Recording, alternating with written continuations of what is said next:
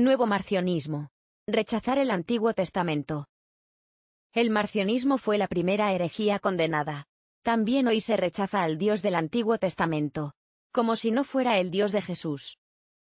Marción fundó una iglesia herética en el siglo II, que se difundió desde la antigua Roma y hasta Persia.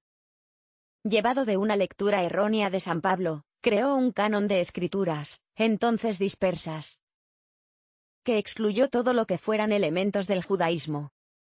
Esto tuvo sin embargo una función positiva. Como reacción, la Iglesia vio la necesidad de poner orden en los escritos cristianos, para establecer cuáles debían ser tenidos por santos, y por tanto inspirados por Dios, es decir, un verdadero canon, que es el que ha llegado hasta nuestros días. Sin embargo, una de las grandes objeciones de Marción ha llegado hasta nuestros días. Nuestros heterodoxos modernos han redescubierto a Marción, ubicados nominalmente en la Iglesia Católica, y es el rechazo a la autenticidad de aquellos escritos del Antiguo Testamento, que muestran a Yahvé conduciendo militarmente a los judíos y pidiendo el exterminio de los enemigos.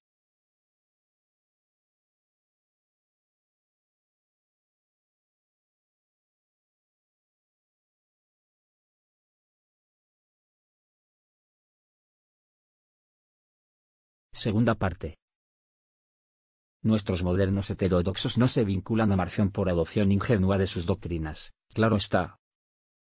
Pero llegan a su misma conclusión porque el Dios de la misericordia de Jesús sería incompatible con el Yahvé que manda el exterminio, o cualquier cosa que ellos consideren ajena a su propia manera de percibir la misericordia divina. Pero, ¿por qué aceptar que Yahvé es el mismo Dios de la misericordia? A la espera de que haya mejores especialistas en el amor y en la escritura avanzamos algunas ideas. Primero, Dios hace su revelación progresiva, Él ha partido de la caída del ser humano. Tras el pecado original y de la implantación de la violencia por ese pecado, esto requiere una enseñanza progresiva, y la humanidad fue siendo preparada a través del pueblo judío. Antes de que llegara la suma revelación del amor en Jesús, los pueblos antiguos padecían la guerra como consecuencia del pecado. Y esa guerra tenía que ser obligada en el curso de la historia. No por derecho divino sino por derecho del pecado y de su instigador, el demonio. Segundo, el pueblo judío tenía que ser preparado históricamente. Pagando tributo a las reglas de la violencia, tenía que formarse como los otros pueblos, con un ejército y una lucha, que era contra otros pueblos de cultos demoníacos, cultos que tenían esclavizados a los hombres. El pueblo judío extermina a alguno de esos pueblos, y al hacerlo elimina las fuentes culturales del poder del demonio. Tercero, Dios ayuda a su pueblo a establecerse y a establecer el verdadero culto. Pero para eso se necesitan territorios y una dirección para la lucha. Esto incluye, sí, el fin de aquellos pueblos antiguos, como el de Ai, referido en el libro de los Números, pero todo es en realidad misericordia. Como lo es la muerte que nos libera de la tortura de una existencia de pecado, no olvidemos que aquellos pueblos tenían sacrificios humanos, y que luchaban entre sí, hubieran desaparecido igualmente por otras luchas. Cuarto, entonces la obra de Dios no es un simple relato de legitimación para un fondo de conquista y saqueo, realizado por ideólogos sacerdotales judíos. Hay que fijarse que Yahvé también da la victoria a los enemigos de Israel. Cuando éste desobedece, es un magisterio continuo que incluye la realidad de la muerte de los propios, que es quizá lo único que nos conmueve dentro de nuestra dureza de cabeza y corazón, y que a la vez enseña de continuo que, sin la obediencia, precio del rescate divino, los judíos van a la Gehenna como los demás pueblos.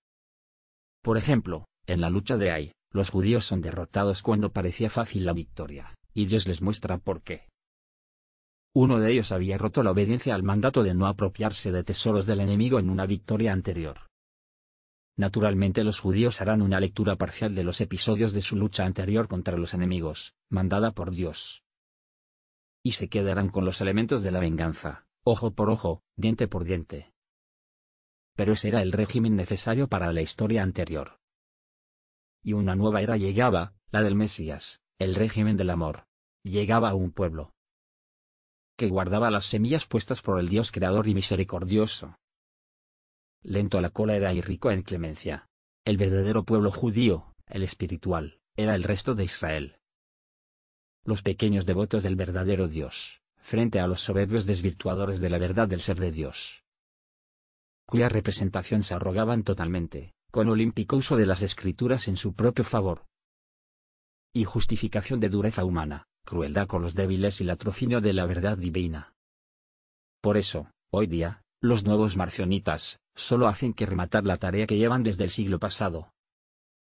Un fariseísmo que se arroga capacidad total de juzgar a Dios, declarando lo falso en sus hechos, usando una escritura santa contra otra escritura santa, usando lo santo contra lo santo, lo cual en buena hermenéutica se revela como el supremo signo de la dialéctica demoníaca más sofisticada.